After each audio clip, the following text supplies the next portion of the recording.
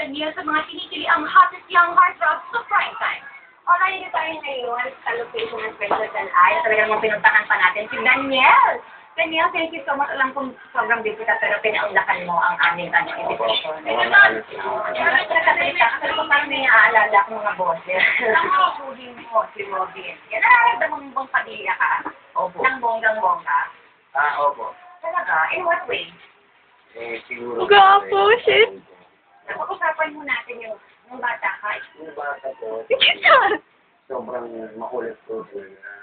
Lagi na sa labas. Tapos kung papatulungin ako ng mga kunwari, matutulog ako. Pero pag siya na ako natulog, hindi nagkatakas. Paano ka pinapagalitan ng mami mo? Kung may napapalo mo bata? Opo.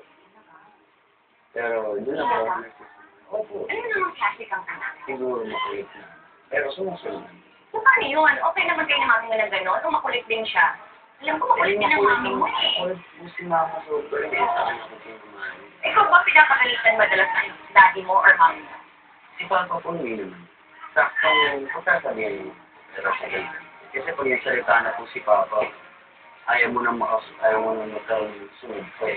Ang mami mo, kung magalit pa paano? Siya ba yung madada? Hindi po siya po ang dahil. Kaya ayaw. Ayaw mo. Papa mo naman, malumanay lang. Nakausapin ka. Titignan ka naman. Para gagato. Pag yung lips na gumanon. Oo. Nangyarpisan ka na dapat. Kung paano siya disiplinahin ng kanyang mga magulang, ay ganun din daw si Daniel sa mga nakababata niyang kapatid na sina Jose Carlito, Margaret Fiona, at Carmela. Kamusta naman ang relationship mo sa mga kapatid mo? Sobrang close po. Kasi, ano naman po, may half po talaga kami lahat. Pero pag kami magkakasama, parang walang half-half. Para sa amin pagtingin, pagkapatid. Stricto ka bang kuya? Ganun gusto ko yun po. Okay. Sasabihin ko. Ayoko lang nung masyadong makulit. He tells us what to do. He corrects us when we do bad things to each other. He's a conservative brother. When you wear short skirts, you have to wear shorts. He wants us to act like a proper girl, not like boys. And he tells us not to copy boys. Doon naman, doon sa pangalawa, kasi ito, sakit din. Nag-flash ba kayo? O sobrang nag-drive kayo? Nung bata, parang araw-araw na nagsususunod. Malato. Hindi ba kayo together? More on na pang sa music. Kasi banda po kami. Talaga?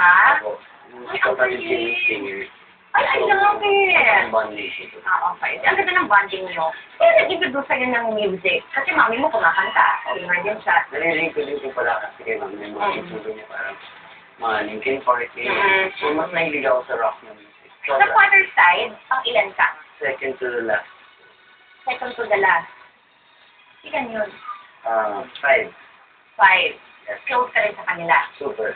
Daniel, growing up, hindi mo ba na-feel na parang may kulang or parang incomplete sa pamilya? Kasi hindi ka naman lumaki na may daddy talaga na nasa bahay. Wala naman po kasi habang bata pa naman po yung mama ko, si mama, sabi niya naman po yung dahilan sa mga. Hindi po siya yung parang yung mga story ako. Hindi po eh. Naintindihan mo ba kagad yun? Kasi gusto nila lang mama. Kaya habang tumatanda, wala pong problema sa akin. Tsaka ever since nung bata ka, nakikita mo talaga yung daddy mo. Oo, nagbumibigit kasi sa akin. Lumaki nga si Daniel na hindi lang malapit sa kanyang ama, kundi pati na rin sa iba pang padilya tulad ng kanyang showin na si Robin. Pag wala kayong taping pareho, every Saturday daw nag-meet up kayo dun sa bahay ni Robin at nag-martial arts training Opo, session kayo. training. Ano naman ang advantage at saka disadvantages ng pag-ibig ng padilya? Ano lang mata mo, no? Sorry. Pag hinihingi po na ang palito, Shit. mga bad boys na po, hindi mo po talaga siya. Yung advantages naman. Pag sinabing palito,